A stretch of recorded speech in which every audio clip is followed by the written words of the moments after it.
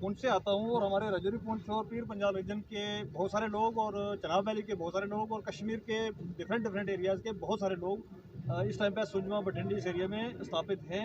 5-5 मरले 10-10 मरले ज़मीनें लेके मकान बनाए हैं उन्होंने। पहले तो इन लोगों का शुक्रिया जिन्होंने उनको उस टाइम पे, उस सख्ती का टाइम पे बसने दिया यहाँ पर लोगों को, क्योंकि वो एक दौर था हमने अपने घर जो है वो मिलिटेंसी में जलवा दिए हुए हैं, कुछ उड़ गए हुए हैं, कुछ इस तरीके से हो गया हुआ है। और आपके विसाल से मैं यहाँ से कहना चाहूँगा कि जम्मू कश्मीर के एडमिनिस्ट्रेशन को, हमारी हिंदुस्तान की गवर्नमेंट को, कि सबसे अगर कोई बड़ा हिंदुस्तानी है तो वो ये लोग हैं जो माइग्रेट करके इन्होंने मिलिटेंसी को रिजेक्ट किया, इन्होंने सारी चीज़ों को रिजेक्ट करके हिंदुस्तान का झंडा उठा के आगे जम्मू में बैठे थे।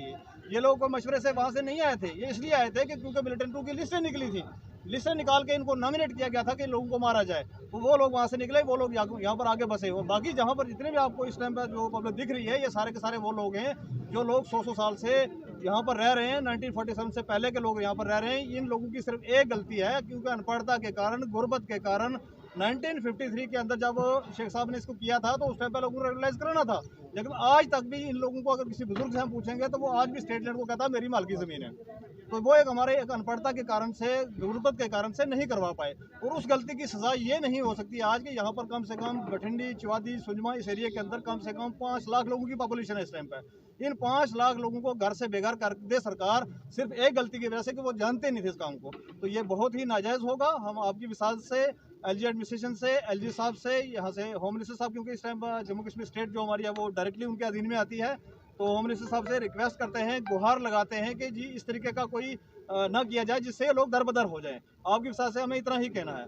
और दूसरी बात मैं यहाँ से बता दूं कि अगर ऐसा किया गया कि भाई आपने कोई हमारी गुहार नहीं सुनी गई, तो फिर हमारी लाशों के ऊपर से आप मशीन लेके आना, फिर हमारे घर गिरा देना, उससे पहले नहीं गिराना देना। सर, जब तक एडमिनिस्ट्रेशन की तरफ से आपको कोई आश्वासन नहीं मिलेगा तो आप प्रोटेस्ट को लेकर क्या कहेंगे? देखिए, आश्वासन की एक चीज़ और बताया तो हमें कि इनके आश्वासन पे हमें भरोसा नहीं है, क्योंकि इन्होंने आश्वासन दिया था 370 जाने के बाद कि भाई आपकी जब स्टेट ये हो जाएगी तो आपकी यहाँ पर प्रोग्रेस होगी।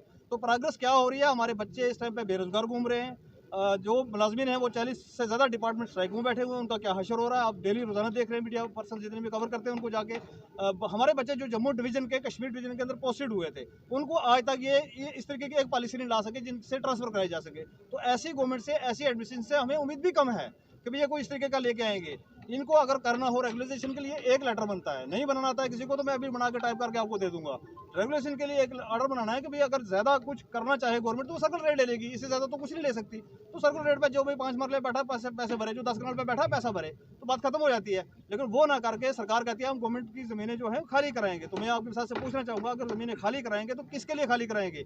ये वो पक्के हिंदुस्तानी लोग हैं जो रजौरी पुंछ से आए हैं, ये वो पक्के लोग हैं जो चनाब वैली से आए हैं, ये वो पक्के लोग हैं जो कश्मीर से भाग के मिलिटेंसी को रिजेक्ट करके यहाँ पर आए हैं, और ये वो पक्के लोग हैं जिन्होंने 47 के अंदर अपने परिवार को, अपने बहुत सारे लोगों को खोया है और यहाँ पर आगे बैठे हैं। इनसे बड़ा हिंदुस्तानी तो मेरे को कोई नजर नहीं आता है कि जिसको आप ला के यहाँ इन जमीनों में बैठाएंगे और इनको यहाँ से खदेड़ के कहाँ भेजेंगे, वो जरा सरकार हमें बता। सरकार लोगों की है, सरकार हमारी है, हम सरकार के हैं, इसलिए सरकार को चाहिए ऐसे फैसले नहीं लेने चाहिए जिससे लोगों को नुकसान हो। सरकार को हमेशा चाहिए लोगों को राहत देने के लिए, लोगों के उनको फैसिलिटी होनी चाहिए सरकार की तरफ से।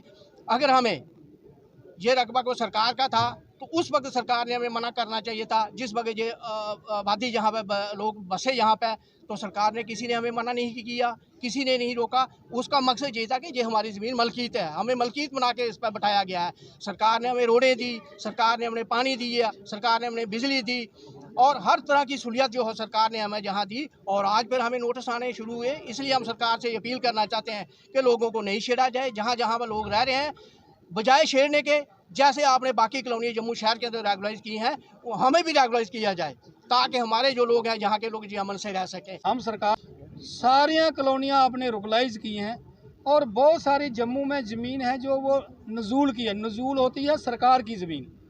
नज़ूल उसको इसलिए कहा जाता है, हमारे आम लोगों को पता नहीं है। नज़ूल इसलिए उसको कहा जाता है कि वो म्यूनसिपलिटी हदूद के अंदर होती है, इसलिए उसको वो नज़ूल में आ जाती है। तो आज ये हमारी जो ज़मीन है ये भी नज़ूल के अंदर है, क्योंकि यहाँ भी म्यूनसिपल कॉरपोरेशन का कॉर्पोरेटर है। अगर सरकार ने यहाँ म्यूनसिपल इलेक्शन करवाई है, पंचायती इलेक्शनें करवा रही है, हमें रोड दी है, बिजली दिया है, पानी दिया है, हर चीज़ सरकार ने हमें दी है, तो फिर हम आज आप सरकार हमें कहेगी या हम आपके मकान तोड़ देंगे जी, आप यहाँ से निकल जाओ, तो ये तो कोई अच्छी बात है नहीं है। तो हम सरकार से, हमारे प्राइम मिनिस्टर जनाब नरेंद्र भाई मोदी जी, हमारे जो अमित शाह जी हैं, गृह मंत्रालय उनके पास है, उनके अंडर हमारी जम्मू कश्मीर ड्यूटी उनकी देख रेख में चल रही है। हम उनसे ये गुजारिश करते हैं कि हमें भी रुगलाइज किया जाए। मैंने कल वहाँ 2 टोक में बात की है कि जो सरकार इस टाइम हमारा हाथ पकड़ेगी, हम लोग भी उस सरकार का हाथ पकड़ने के लिए तैयार हैं। ये क्लियर बात करी है हमने। तो आज भी हम ये मीडिया के माध्यम से यही बात करते हैं कि हमें रुगलाइज किया जाए और इस दलदल से निकाला जाए।